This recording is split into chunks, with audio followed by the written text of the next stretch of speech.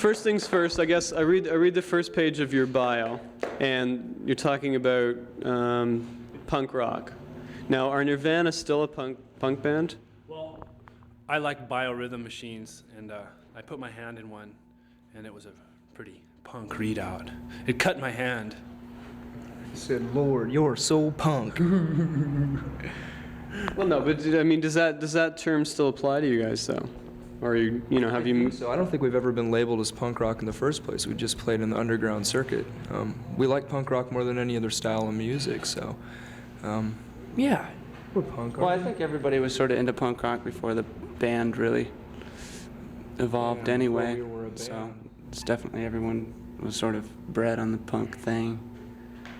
Okay. Now, I'm sure you dislike labels, but then where do you see that your music fits in? In rock and roll. But isn't it this pretty wide? I think what did they call it before, the sub pop sound? Oh, the sub pop sound. That's right. Yeah. Grunge.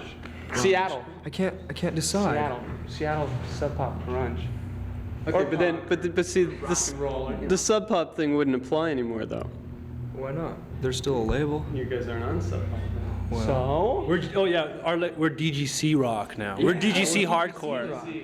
DGC You hardcore. found the Right. And MCA in Europe and Canada. Right.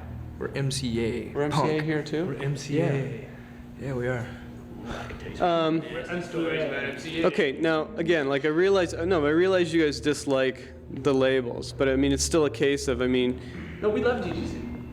What, music labels are labels the way people label people of race, creed, or color, national origin. Brother, we're all here on this floating sphere through space. Okay, but this is a little bit different though, because I think to a certain extent, people that are out there want to know because it helps them decide whether they like it or not, right? I mean, yeah, that's not necessarily a category thing, but it's still like.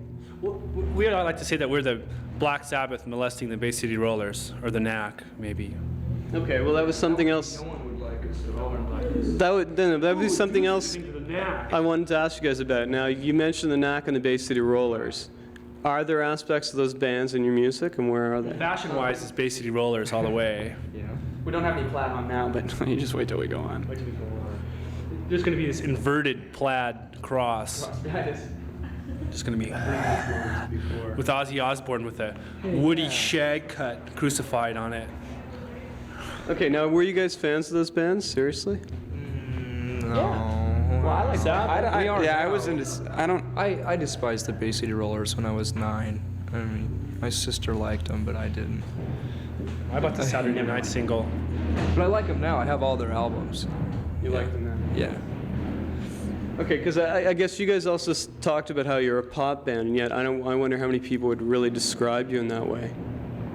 Well, a lot of people do just because the songs are, they may be really heavy, but they have some sort of melody to them. I mean, they're like poppy songs, but we're not like a pop band, but I don't know what I'm saying. Papa don't preach. Papa don't preach. Pop music. Pop music. Yeah. Okay, now how do you feel though about the crossover into the metal market? That's fine. Fine. Yeah. Well, maybe we could, a few of those kids, they could go from worshiping Satan to being studious and alternative. And some of the alternative people could be like smoking pot on their Camaro hoods of their Camaros. It'll be a Camaro trade-off. hoods. It'll be a trade-off, yeah. It'll be join forces, unite all potheads and bookworms. Come together. Okay, now That's our rally cry of our revolution. Get off that soapbox. Now, one of the things I was reading though, you were being interviewed in a metal magazine, and one of the members of the band wasn't very happy about that. Who said that? Who said that? I didn't do it. Is that a pubic hair? I didn't do it. Ugh. It's curly and crinky. Oh, I don't know. Where did you get that? Who sent you? What planet are you from? Are we going to be able to get anything out of this interview? Oh, we are. We're talking. This is no front. This is no front. Hey man, we ain't fun. We are. Well, I don't know. A lot of heavy metal is I don't really care for a lot of heavy metal. You know what I mean? A lot of it's just kind of, but I mean, to each their own, right? Okay, but then I guess the fact that you're then appealing to that market, or you're having the fans of those bands come out to see you guys, that doesn't bother you, or that's something you'd like to happen? Oh, we'd like for that to happen, sure. People could come in and check our band out. And why not? Well, It's not like we're against. if the people come and like the music, then that's fine. I remember- If they come and think we're a heavy metal band, I remember one time I went to this show in Olympia, and the Melvins opened for this like heavy metal band, and all the punk rockers and stuff. You know, the metal people just gave the Melvins a bunch of pahooey. And then when the metal band came out, the punk rockers who came for the Melvins, they got into the metal band, but it seemed like the metal people kind of freaked out. They were weird. I don't know what it was. Maybe That was something quite they a few ate. years ago too. Yeah. Now there's Now crossover. that Metallica are wearing Misfits T-shirts, I think it's had a big impact on metal. James Hetfield gave the legions of rockers the okay to like punk rock, so it must be okay now. Okay. Now, being on a bigger label, are you guys involved? Like, I mean, there must be meetings about marketing and stuff like that. Do you guys have any say about that stuff, or is it just something that you just leave up to the label? We have final say, but we don't go to the meetings. Yeah, they're really So- boring.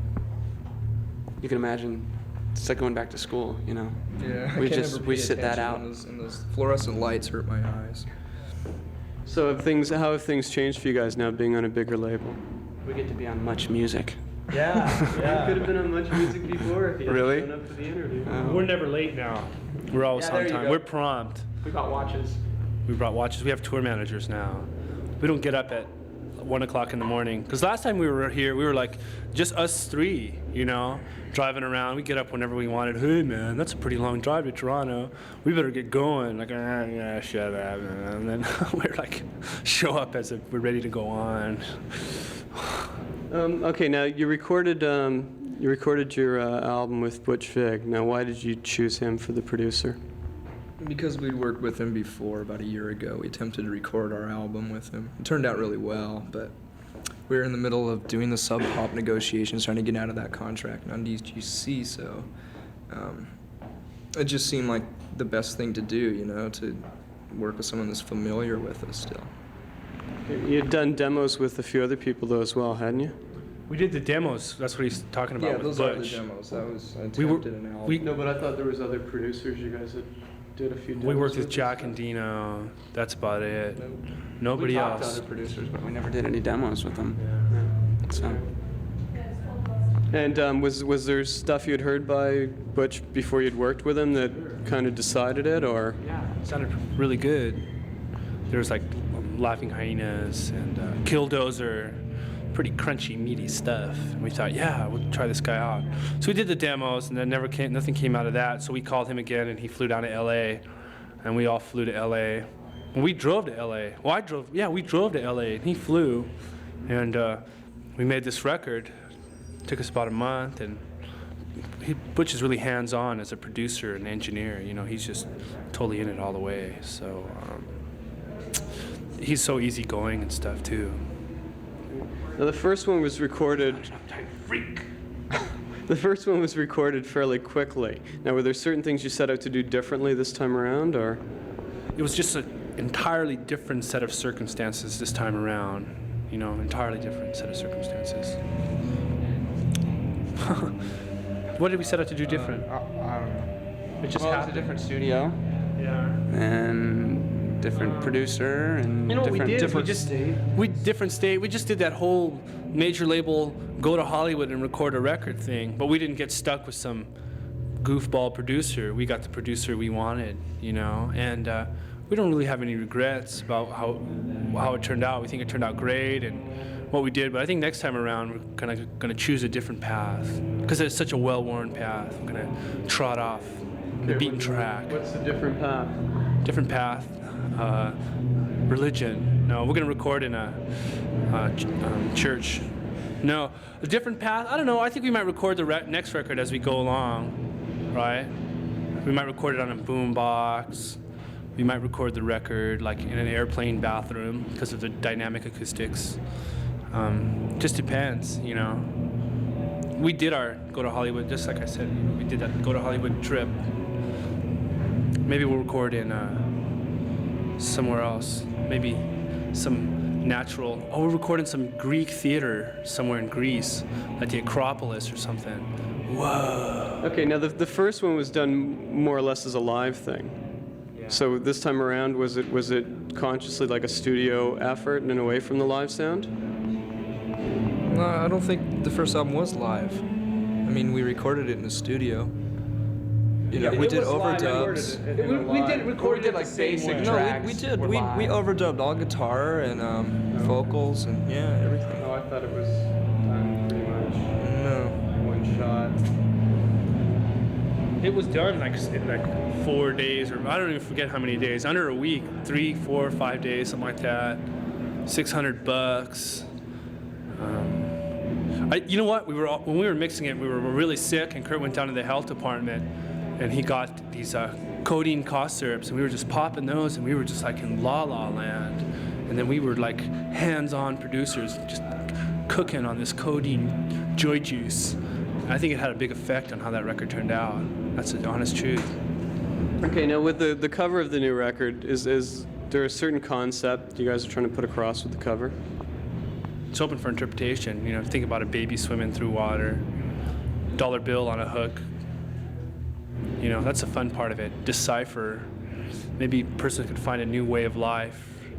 And so we were speaking of paths. They can take off their clothes and bite into a fish hook in water.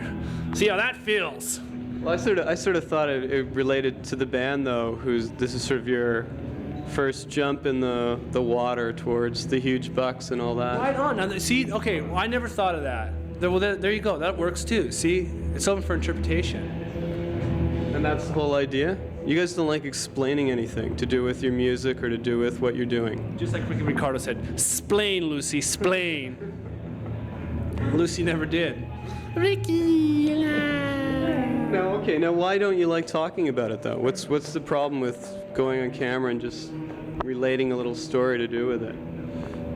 There's nothing to be said. It's all in the music, man. It's all in the music. It's all in the meat. You don't think that people that are fans of you would like to hear what you had in mind, maybe, or I what you want were? to hear what they have in mind, you know, or how they interpret it. You would. Yeah, But- I'd like to get some letters. This is what my analytical My idea is, personal what critique. your lyrics are about. You know, it doesn't matter. Yeah. It doesn't matter, man. You know what we do is we get all drunk and we get in these heavy philosophical conversations. What we are is we're pothead philosophers with no type of studious background or anything. We just... Okay, so what's your relationship now with Sub Pop? How are things with them? Well, we get along with those guys. I mean, we stop by and say hi, and that's about it, really. We're pretty much off the label. We're on DGC. DGC does all the work.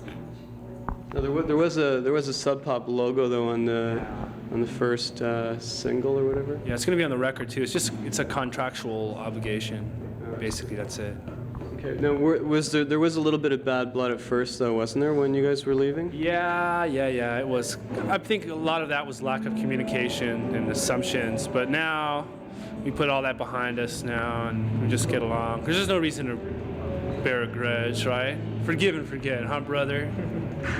Now, are you gonna come back after a certain period of time and do like a freebie single or anything like Soundgarden did, or? A freebie single?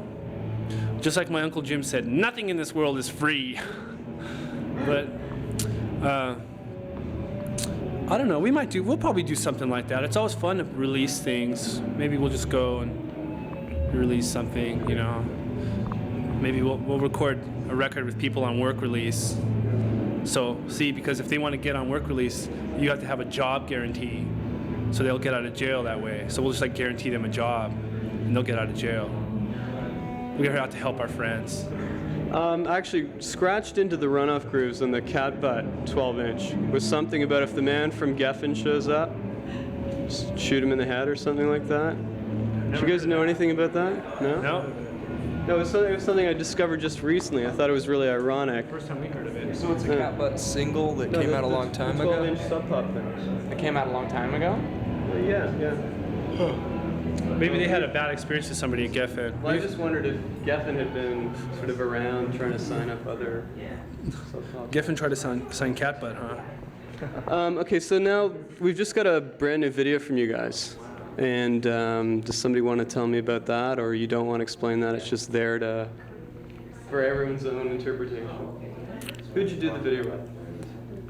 Napoleon. We did it with Max Bear, TV's Jethro, on the Beverly Hillbillies. Oh, it was Sam Bear, wrong guy. Well, this guy, no, this video takes place in a high school gym, and it's like a crazy pep assembly. It's plumb loco. Okay, now why'd you use that song for the video, first single and all that? Well, we just kind of said, hey, what songs? We were asked, what songs you guys wanted to put out first as a single, and we just thought about it. Oh, I say this song. Oh, I say that song. And we thumb wrestled, and we thought Teen Spirit. Let's do Teen Spirit as our first single. Now, isn't Smell Like Teen Spirit, isn't that from a deodorant commercial or something? Is that where you guys got it from? No, we didn't get it from that. We found that out later. No. Yeah. Pure coincidence. It is pure coincidence, yeah. It's such a big world, you know? It's a small world. It's kind of a medium-sized world. Like if you put the planet Earth between Jupiter and like Uranus, which is really small, it's like medium. Okay. Did you know that the biggest star in the universe, in the whole galaxy universe, is as big as an atom is small? Did you know that? Isn't that wild? That's more pothead philosophy. Now, in between the last Sub Pop thing and this album, there seems to have been a lot of bootlegs released. And I just wondered how you guys felt about. We don't mind the live stuff. That's fine. It's just when they start bootlegging stuff that's unreleased and wasn't intended for release in the first place. That's when it starts getting kind of hairy. So you actually prefer the live bootlegs to actual studio? Sure. material coming out? Well, they always sound like crap anyway. I mean, whether it's live. Whoa! Into the interview? Here's our Okay. number. All righty. That's it. We're out. Music guy.